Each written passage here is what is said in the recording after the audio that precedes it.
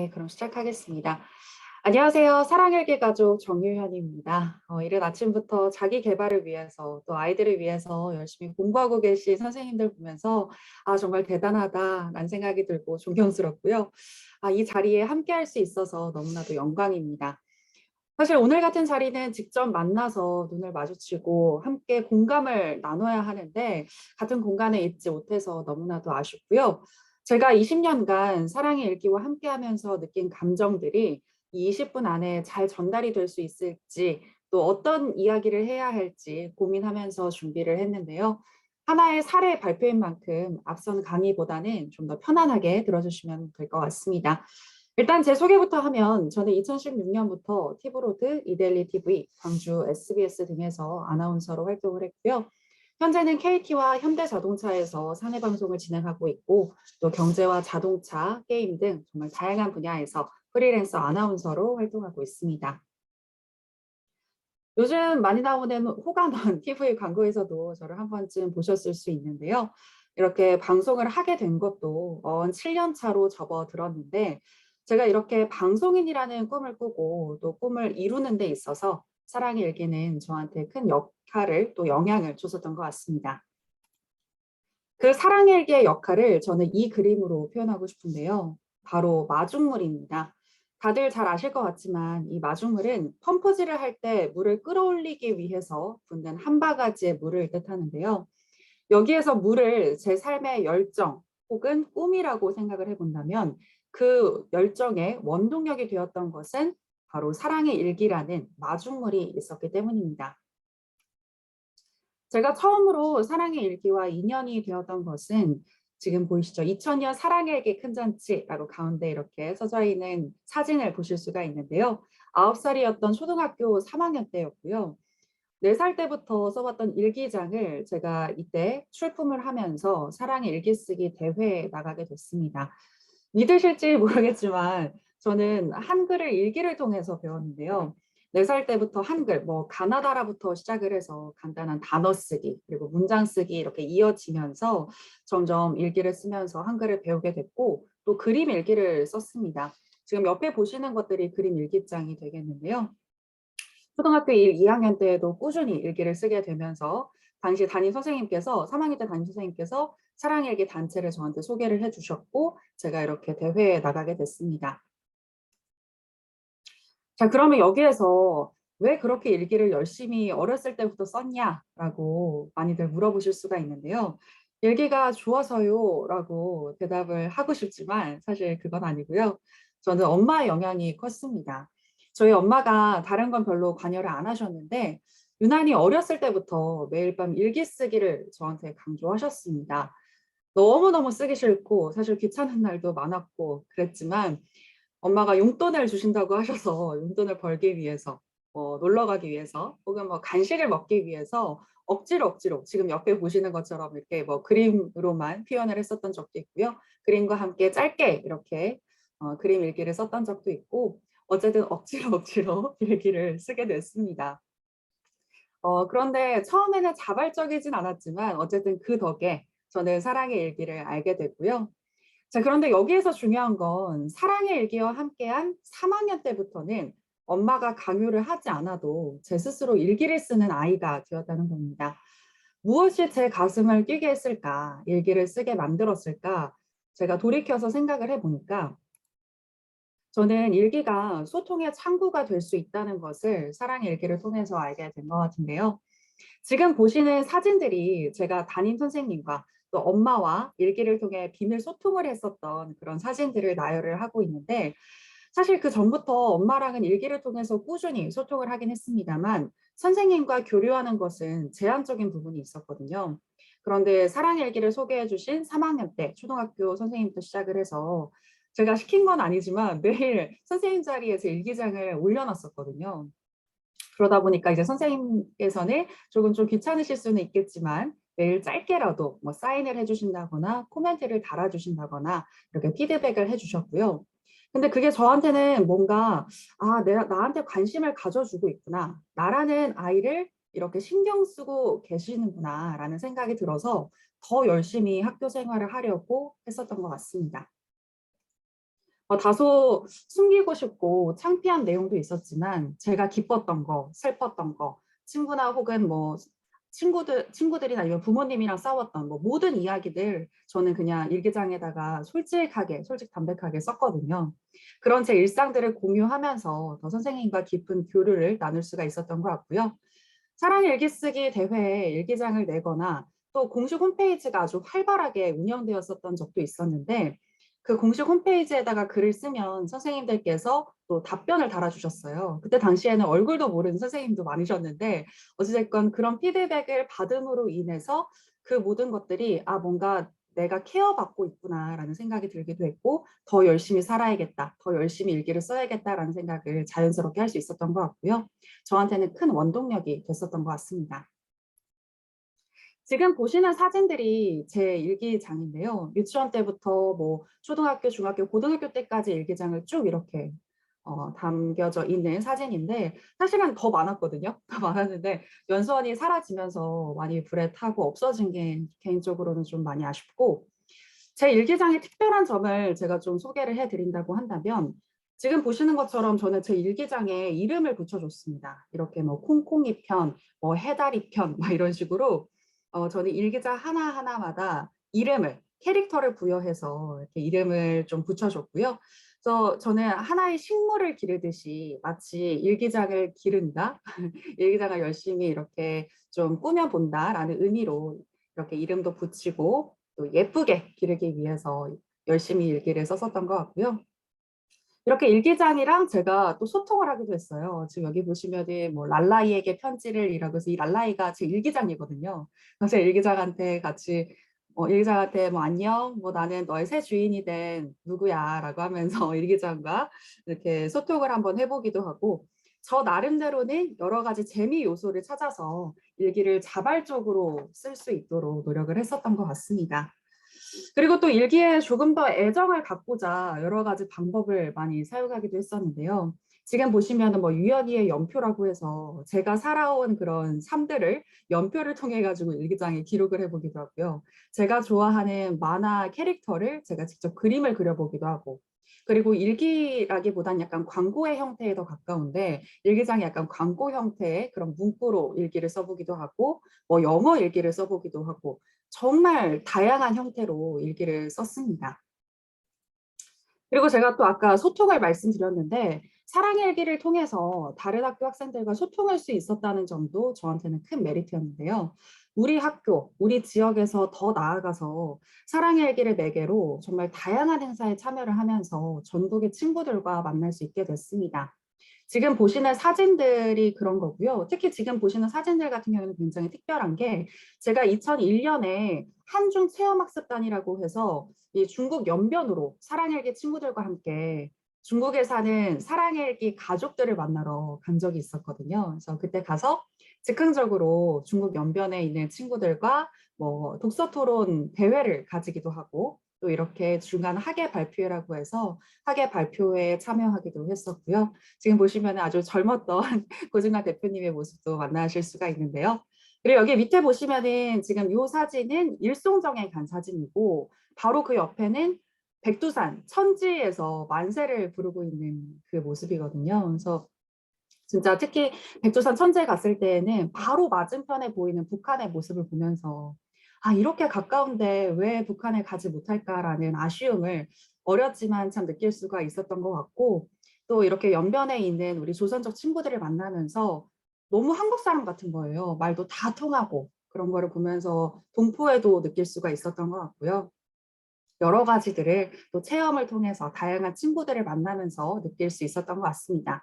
이때 같이 갔었던 친구들하고는 지금도 연락을 하고 있어요. 만나서 가끔씩 술 한잔하고 이렇게 이야기를 하곤 하는데 뭐 군인, PD, 직장인 등 사회 각층에서 또 활발하게 활동하고 있는 친구들을 보면서 지금도 느끼는 게 많고 소중한 인적 네트워크가 되는 것 같습니다.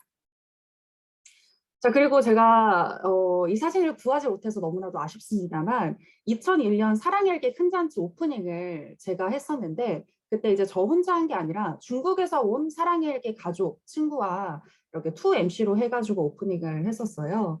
그때 친구가 중국인이었고 이제 리류이라는 이제 중국 동포였죠. 조선족 동포였는데 그 중국 동포와는 조금 오랫동안 연락을 계속 이어갔습니다.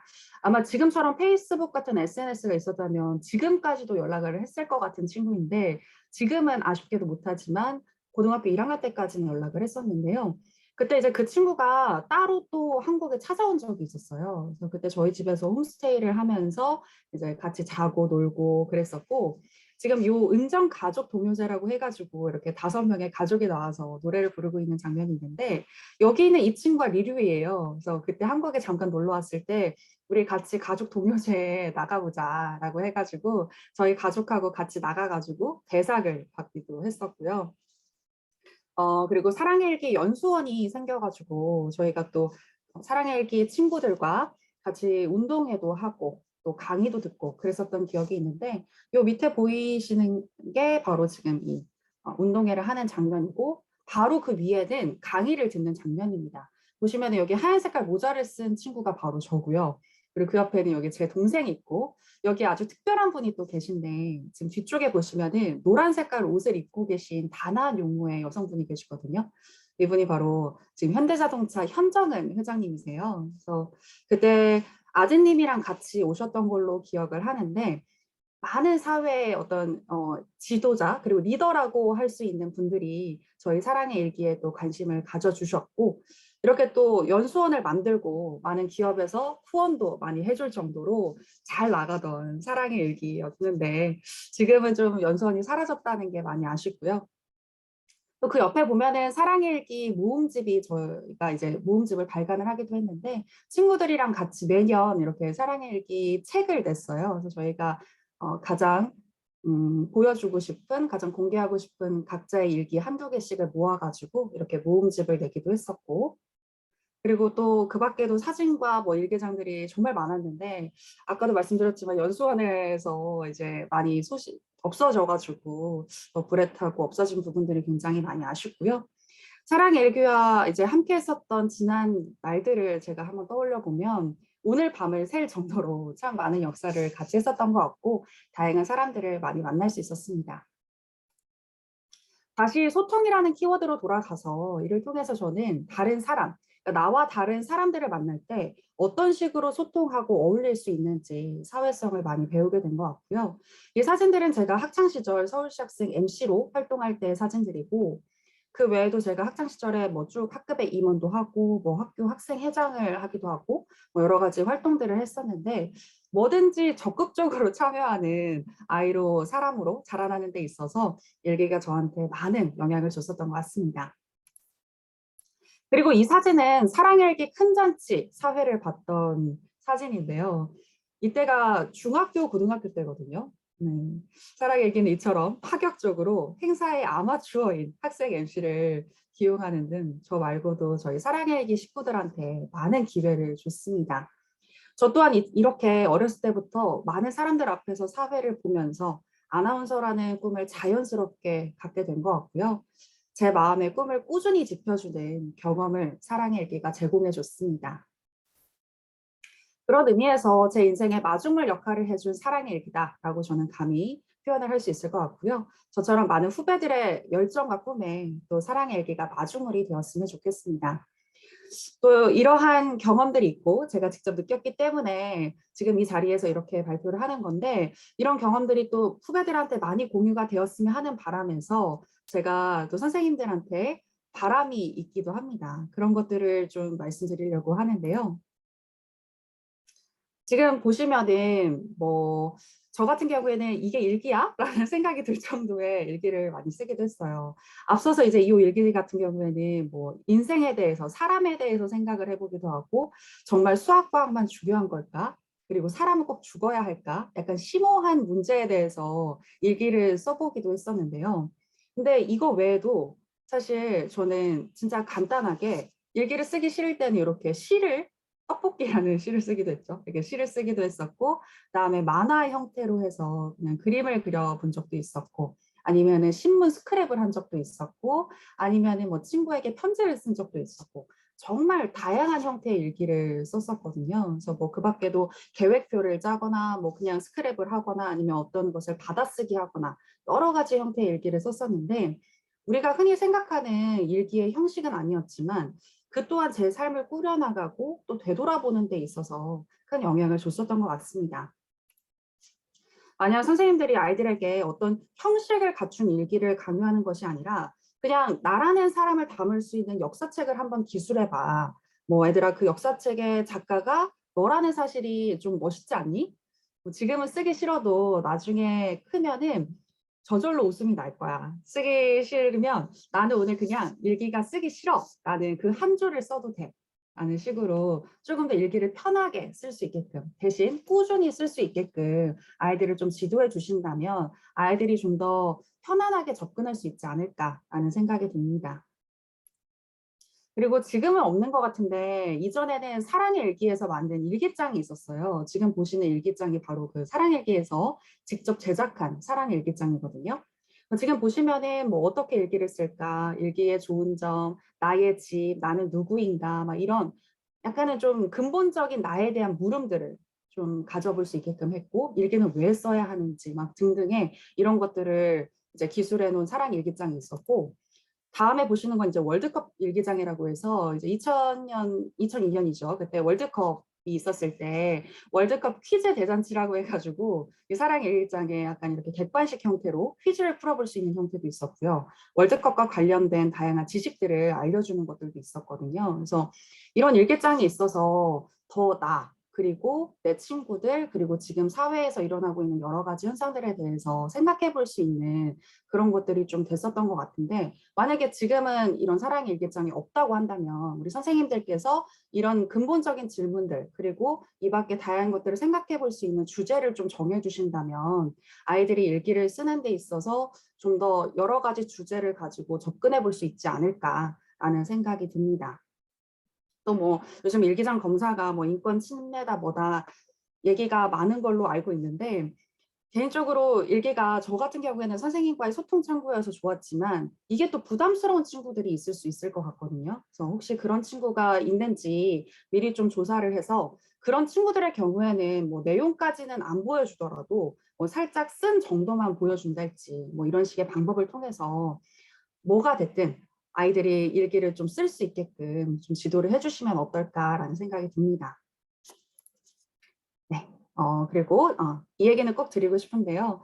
제 경험상 제가 오늘 뭘 했는지, 그리고 무슨 생각을 했는지, 뭘 먹었는지 등의 이제 무언가를 적는다는 것 자체만으로 제 삶의 정리가 되고 또 꿈을 꿀 수 있는 그런 큰 힘이 된다라는 생각이 들거든요. 그래서 뭐 선생님들도 많이 느껴보셨겠지만 뭐 글씨를 쓰거나 자판을 두드리다 보면 더 무언가를 하고 싶은 욕구가 생기기도 하잖아요. 그래서 아이들이 뭐가 됐든 일기를 계속 쓸 수 있게끔 도와주신다면 좋을 것 같고 또 여기다 플러스 소통을 원하는 친구들이 있다면 뭐 짧은 사인도 좋고 아니면 고생했어요라는 한마디라도 좋으니까 뭐 글이든 말이든 피드백을 해주신다면 아이들이 아 내가 사랑받고 있구나 내 인생에 관심을 가져주는 선생님이 있구나 라는 생각이 들어서 더 열심히 살지 않을까라는 생각이 듭니다.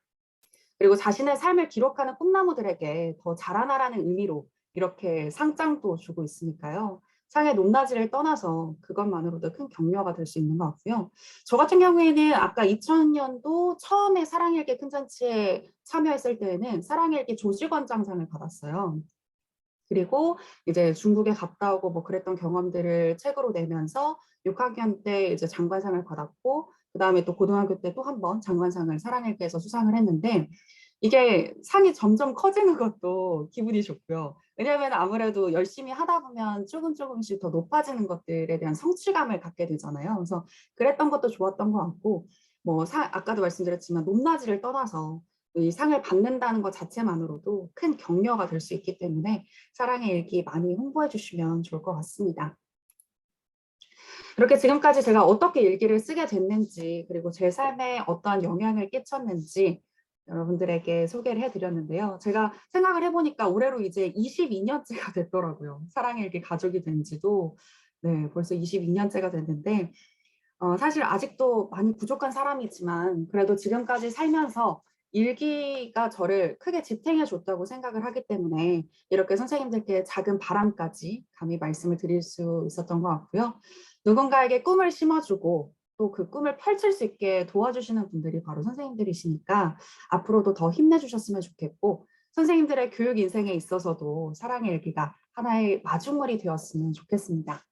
경청해 주셔서 고맙습니다.